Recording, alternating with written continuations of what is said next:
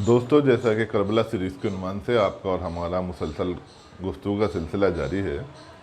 उसी सिलसिले को आगे बढ़ाते हुए आज एक नई वीडियो फिर मैं आपकी खिदमत में पेश कर रहा हूँ। जैसे कल की वीडियो में मैंने आपसे अर्ज़ किया था कि आज मैं जो कूफे के अहवाल हैं और जनाब मुस्लिम बिन अकील के अहवाल हैं वो बयान करूँगा। जैसा कि इमाम हुसैन अलैहिस्सलाम मक्का में तशरीफ़ ले गए थे और वहाँ पर क़याम पजीर थे, तो इमाम वहाँ पर एक सादा ज़िंदगी जी रहे थे। आपने वहाँ किसी को कोई लेटर नहीं लिखा, कोई ख़त नहीं लिखा, किसी को अपनी नुसरत के लिए नहीं बुलाया, कोई फ़ौज इकट्ठी नहीं की, और एक ज़िंदगी मामूल की जो आम ज़िंदगी होती है आप वो जी रहे थे। 60 हिजरी में माविया की मौत के बाद जब यजीद तख्त पर बैठा, तख्त नशीन हुआ, तो ये बात अहले कूफा को मालूम हुई। और अहले कूफा को जब यह मालूम हुआ कि यजीद बहुत ही फासिक व फाजिर आदमी है और उसके बहुत घटिया ज़िंदगी गुजारने के तरीक़े हैं, तो जब ये बातें आम आदमियों को मालूम हुई तो उन लोगों में बहुत इससे इश्तिआल हुआ। और वो लोग लेकिन गम गुस्से का इजहार कर नहीं सकते थे। हुकूमत क्योंकि यजीद के ही हाथ में थी और वहाँ का जो गवर्नर था वो उन्हीं का आदमी था,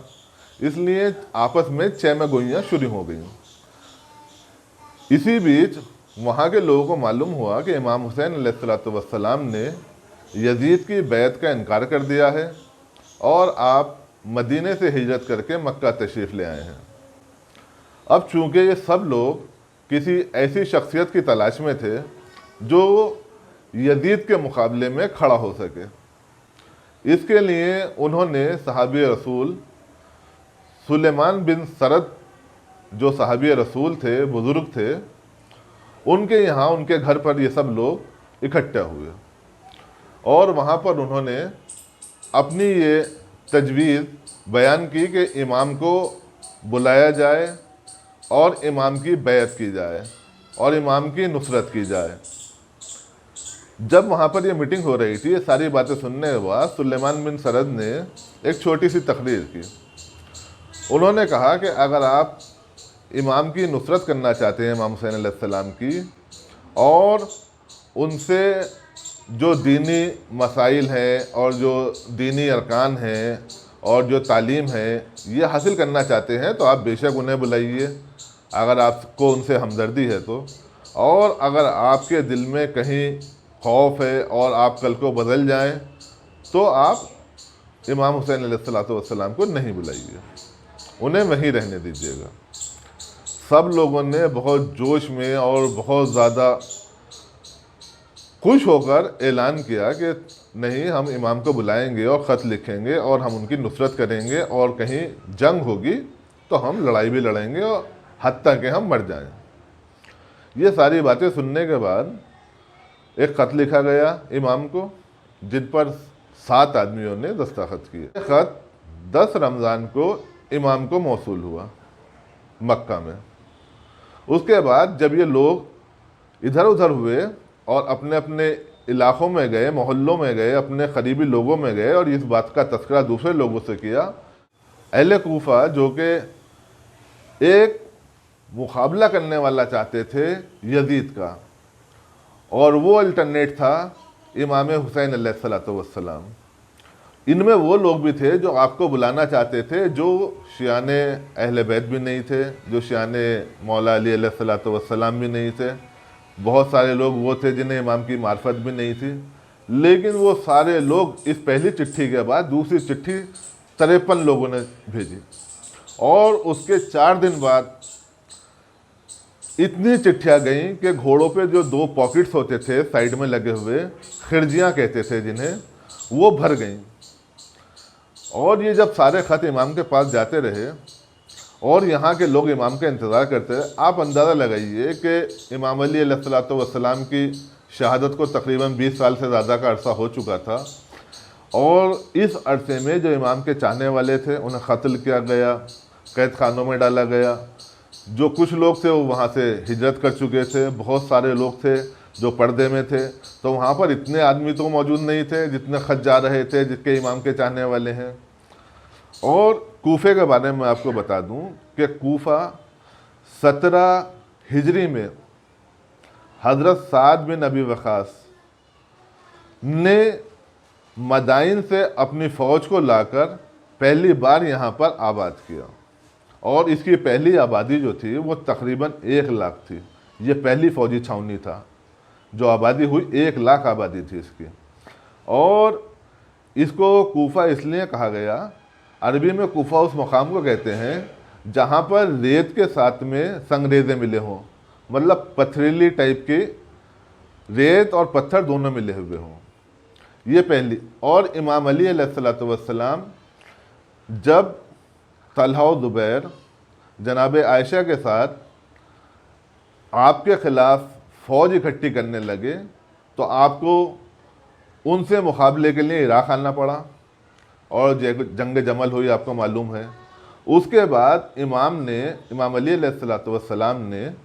कूफे को अपना पाया तख्त बनाया, अपनी राजधानी बनाई, कैपिटल बनाया अपना। और पहली बार आप 12 रजब सन 37 हिजरी को कूफे में दाखिल हुए। वहाँ दाखिल होने के बाद लोगों ने आपसे कहा कि आप उसी कसर में रहिए जिसमें वो आपसे पहले गवर्नर हाकिम रहता था, लेकिन आप वहाँ नहीं रहे, आप दूसरी जगह एक छोटे से मकान में रहे। अब ये ख़त जो कि सारे इमाम हुसैन अलैहिस्सलाम के पास पहुँच रहे थे, अब आप सोचिए अगर इमाम हुसैन अलैहिस्सलाम को मक्के में कत्ल कर दिया जाता तो तमाम लोग कहते जो आज ये कह रहे हैं कि आप कूफा क्यों गए, तो कल वो लोग ये कहते कि आपको कूफे जाना चाहिए था, वहाँ इतने लोग आपको बुला रहे थे, आपके बाप के और आपके